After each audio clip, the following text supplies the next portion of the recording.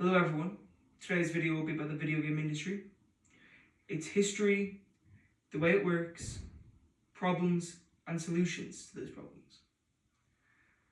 Now, let's get into it. To understand the history of video games, you must go back to the start with William A. Higginbotham, most known for the Manhattan Project before this. On October 14th, 1958, he would create Tennis for Two. Tennis for Two was a game played on a kind of circular screen. This circular screen projected a ball between two little plates. These two little plates would pass the ball between each other. Now, this was made as a way to get rid of boredom at the lab. It wasn't really thought of much of anything, but later it would be. And the first ever monetized video game was called Space Wars. Arcade machines. Now, Atari is known for the 2600, but Atari originally became known from Pong. You know, Pong is a game where you have two little guys on either side, and each one has to try hit a ball. Hits the side, it bounces in the opposite direction it came, and gets a little bit faster. Now, the speed, precision, everything else about this game was different. It was a killer, and Atari made bank. Oh my god, they made so much money. Now, the lead developer for Pong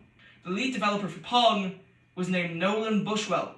Now, if you have any assimilation with fast food or party venues as a child, you would know the guy as the creator of Chuck E. Cheese. Let's get over to the big 1983. Anyone know E.T.? You know that movie about the little guy who is on the bicycle and they fly above the trees? Well, with all things that fly high, some must come down. And E.T. is the reason why the gaming industry fell in 1983. So, what happened? Well, key sources, one man works on nine, oh my god. Yeah. Okay, retake.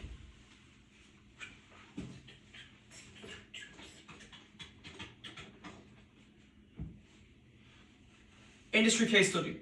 Do any of y'all know about E.T.? You know, the movie where the little alien guy and the kid fly into the sky, and they fly up and up and up, and then they go down? That's like the gaming industry. And just like the gaming industry, E.T. caused it to fall down. Now, E.T. was worked by one man in 1 month, while the guy was working on 10 other projects. Like many companies in the industry, he was on contract work. I was expected to crunch. Now, this all leads to the single worst video game ever. The game was so bad, they dumped every copy they could find into the Arizona desert, also known as the Mojave. Now, the game couldn't be that bad, right? Yeah, it was. It was that bad. We can't lie to each other. It was horrible, and it never got fixed. Now, why am I mentioning this? Why am I mentioning the history, the early history at least, of video games? Because the gaming industry is at a very similar point right now. Games get really good, very revolutionary, and then they fall. A year after the industry fell, the NES is released, with games such as Mario and other things. They advertise themselves as a home computer, a home entertainment system even, not a gaming console. Now, this is because E.T. sucked so much, people hated games. So, you know what they did? They made games good again. They released Punch-Out!, Super Punch-Out!, which is for the SNES and it made in 1990. They made games popular again. Popularized them enough, at least. They made them things for kids, mainly. Those kids grew up. They found stuff into the PlayStation, the Xbox, stuff like that. 2000s were wild. They made so many games. They were all horrifyingly yellow for some reason. And now we get to today. And crunch, which is going to be talked about in a little bit. So the industry works nowadays like this. There's private companies, usually 20 to 300 people. And there's public companies, around 1,000 to 3,000-ish people. Now, public companies are known for a lot of bad things, but we're going to get into that later. Public companies include Activision, Blizzard, Bethesda, Microsoft, Sony, and Naughty Dog. Actually, Naughty Dog isn't public, my bad. That's a private company. Private companies include Valve, Hello Games, Hooded Horse, Naughty Dog, Rockstar. Now, what do these companies have in common? These companies are known for crunch. They're also known for having investors. Now, these companies will have a release date immediately. They'll put over a thing late 2025 or something like that. They'll put a release date that seems reasonable because the trailer was released in 2024, but let's be honest, not really. Now, whenever a trailer is released, it's usually 3 years in development. That's how the industry works. So you'd think, 4 years for development is pretty good. All these games develop games in around 6 years. Around. Now, the last Rockstar game was made in 2018. That's Red Dead.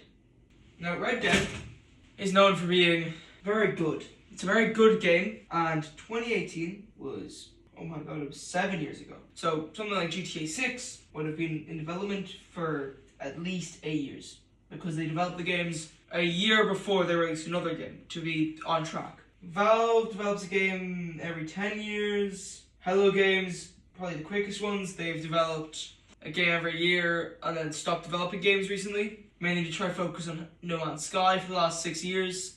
They developed No Man's Sky in 2 years, because originally they used to be a subsidiary of Sony. Hooded Horse developed their game in 5 years and still in early access. Naughty Dog, I don't play Naughty Dog games, honestly. They have very similar development time, probably to Microsoft, 3 to 4, because they used to be owned by them. Now, game development time is very good. Having a longer game development time is good, but having a too long game development time, you're gonna get Duke Nukem. 20 years of development since 2005. Think about that. Some people have been working on a game for 20 years, still not finished though. Now, this. What does that tell you? These games are pumped out. You see Sony make a game every 3 years. You're like, wow, how did they do that? Violent mismanagement. Now I'm going to explain it.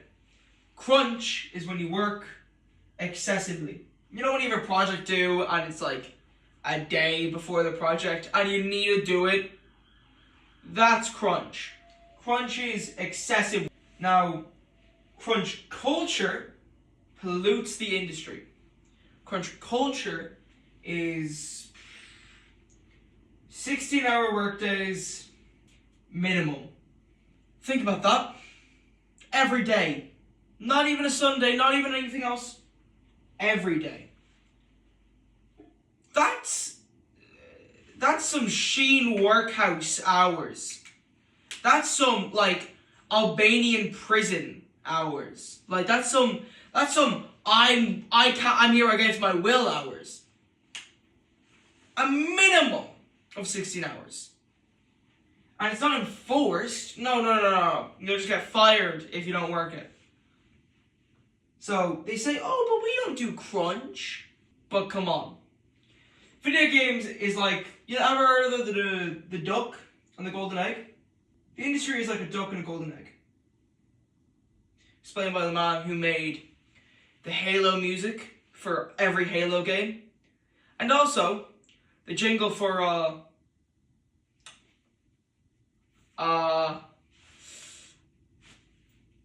wait 1 second. It's got the Flintstones jingle, yeah. He made the jingle for the Flintstones. So, the industry is a duck. It shoots out golden eggs. You can't force the duck to shoot out golden eggs. But you can, if you treat it right, It will.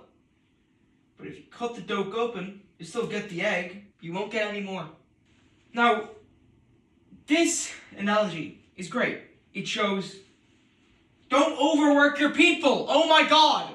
But also, it shows the industry still has good people at heart. Now, places like Valve is very chill because they make lots of money. They make however money is made on PC each year, which I think is like 29 billion divided by like, what, 10? So they make 2 billion a year. 2 billion. Think about that. A year. And they've been working for 28 years. So Valve has a flat model. A flat model basically is, hey, if you want, you don't really have to work on our game. Make your own. And that's what most people do. So they have 3 contract workers for every single 1 worker. So even though there's 330 people, it's more like 33, I think. Actually, no, it's bad math. I think it's more like 100. 100 people per person. 100 people who are just contract workers, who are in and out of the company. Now, contract workers in here are treated well. They're not, like, immediately killed off, like, the duck in the public industry. They actually are treated with respect. So usually they'll hire 1 art guy, 1 sound guy, and 1 play tester. And this guy will code. Now, if they don't have a somewhat finished product by the end of the year, they just kind of say, hey man, it doesn't seem like it's working out that well. Great idea though, you can continue that on your own time, but we won't really waste the contractors that much. And so they do. They just let the guy work on it in his own time. Now, this is how games like Half-Life Alyx have existed for their employers. And the CEO, he's money hungry, let's just say. He wanted people to pay like €5 an hour for their games. And I think that's to public companies now. Same area. Activision. We all know about Activision. We know what Activision did. I really want to say they did a lot of misconduct over the last few years. Let's just say, especially their division called Blizzard, which are not so good. Now, Blizzard, we don't want to talk about that. Let's keep that away.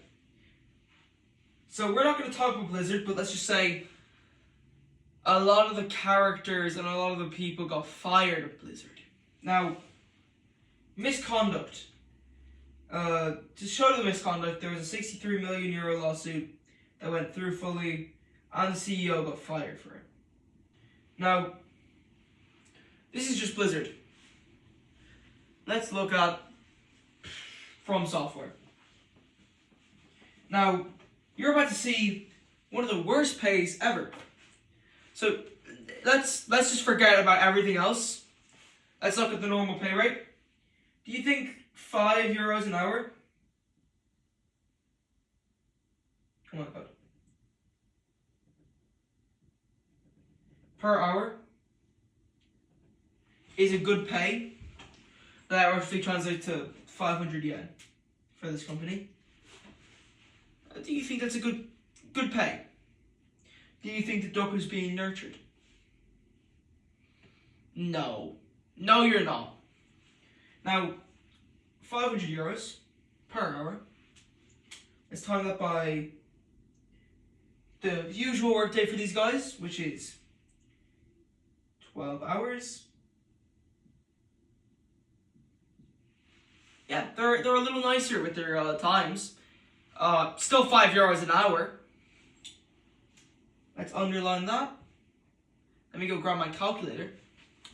€60 a day. Now, places where in Japan, like you get in 6,000 yen,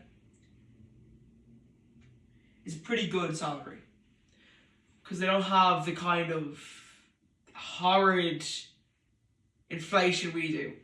So 6,000 yen, that's pretty good. That's pretty good for them. Now, an apartment in Tokyo, week, 60 euros is not a living wage. Let's be honest here. Even in a country where stuff doesn't cost much, 60 euros is worth nothing. And 60 euros over a year, per week, you got times 4, 24, times 12. Let me get my calculator out.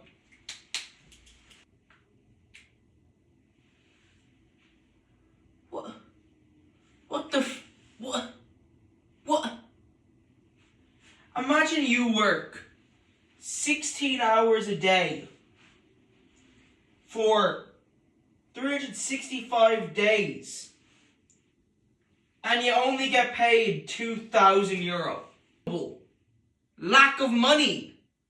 And I'm not accounting for overtime. Overtime is usually in the gaming industry, it's 3 to 4 times overtime, which means this would probably be 3 to 4 times larger.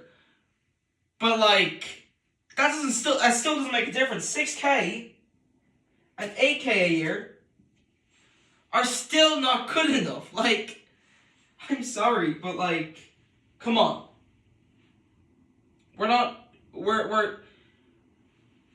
paying these people scraps. They can get money. Anyways, this is from an example from a company we all know and love, From Software. They're known for a game series called Elden Ring. Elden Ring is one of the best games ever. Now, you might say, Luca, but you literally just hypothesized that crunch causes worse games, and you're saying this game is one of the best games ever. That's because the Japanese work culture is horrible. 12-hour days are not that long in Japan. This is to put a cultural perspective. So, 12 hours. It's teetering on the edge, but in Japan, especially in the industry of media, a Mappa employee gets paid, I think, the same wage, 60 euros a day, and they probably still have the same stuff, they have worse hours actually usually. A Mappa employee works not 12 hours, 18 hours. So Japan work culture, we don't talk about it. That's horrible. I don't know about Sony or anything else like that, but it's just a mess there. Now, what's my final statement about all this? Now, let's get on to stress casualty. Now, I'm going to give you a little anecdote about a horrible development happened with a company called EA, also known as Electronic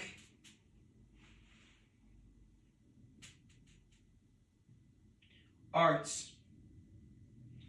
Now, Electronic Arts made a game called Anthem.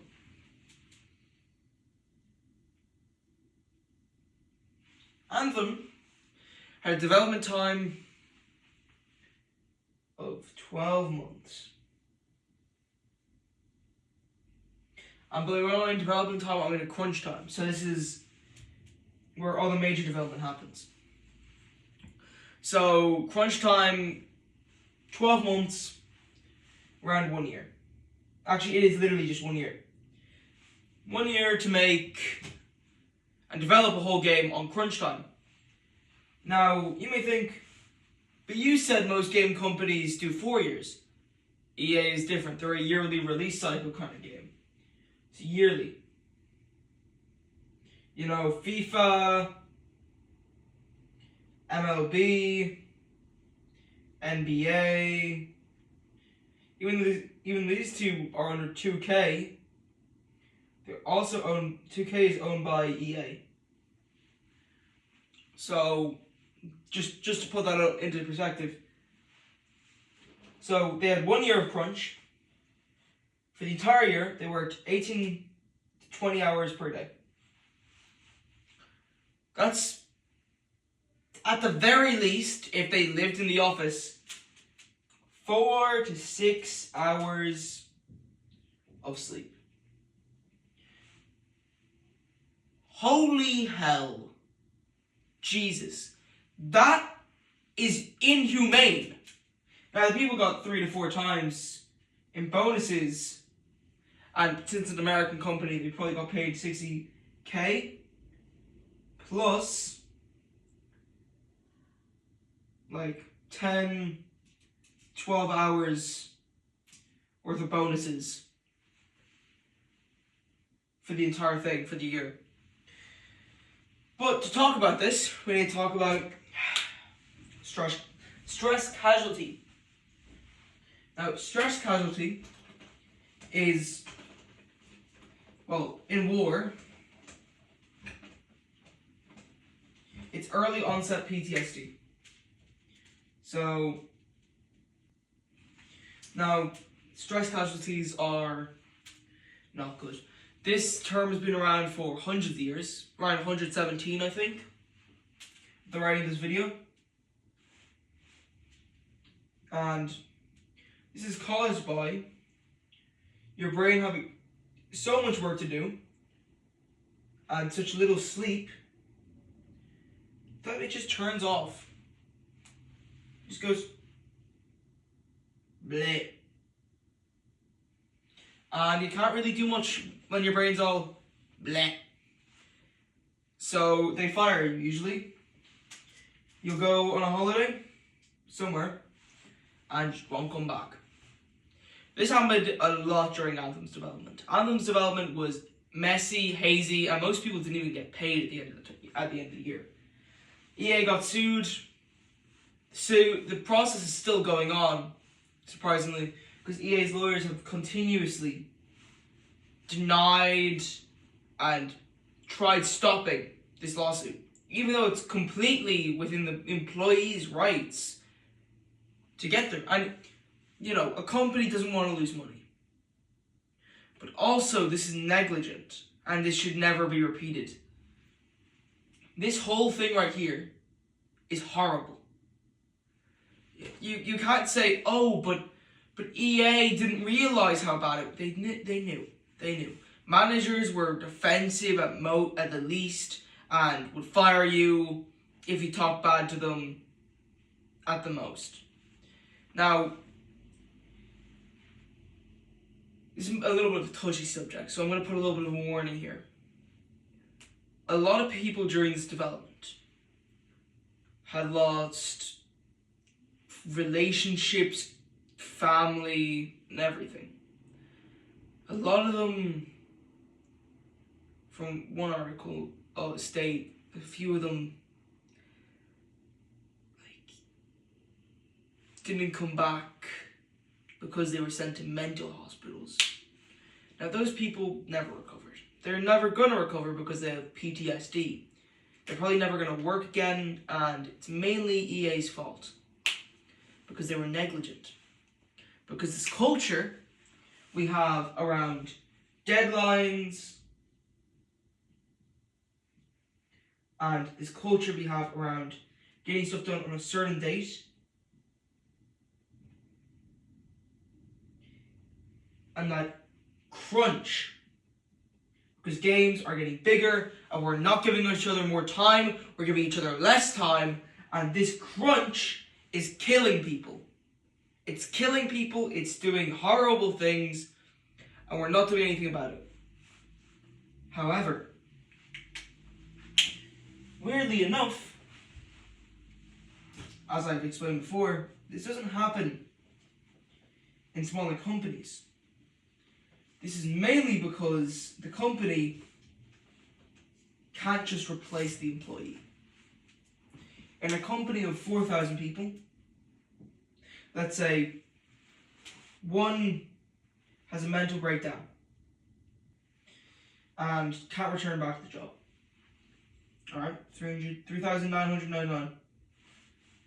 Well, not much has changed. It's not big enough to impact anyone. Might cause a bit of an overflow, but then you just replace them. Now you're back down to 4,000. At a small company, 20 people, indie studio. One person has a mental breakdown, can't return. You've lost a 20th of your studio. And that could mean someone really important. Now, in the case of Valve, they have 330 people who all do their work. Most of them are contract. And even janitors. You know, janitors in Valve get paid $200K per year. But yeah, no, so the entire thing, Valve uses a flat model because it helps the employees. Valve really is, if you want to look at a good company, a company that genuinely wants to do good and cares about their employees, look at Valve. The reason why video games haven't also changed in price in 20 years is because of Valve. Valve has had very strict limits on game pricing. A game that's like 4K will never be recommended. A game that's like 120 also usually won't get recommended because Valve doesn't like that. They don't like, they love competitive pricing, and so they constantly put everything on sale because they know the PC buyer has less money to spend on consoles and everything else like that. Even though PCs are more expensive, the person who buys a PC has less money.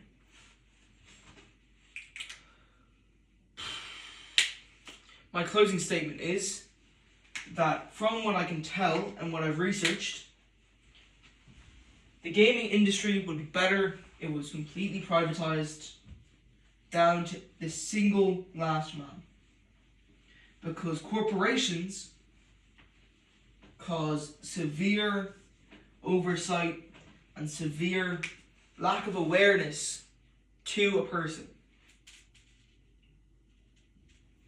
Because crunch kills, and this trend I've noticed hurts the viewer. And we might repeat previous events from that.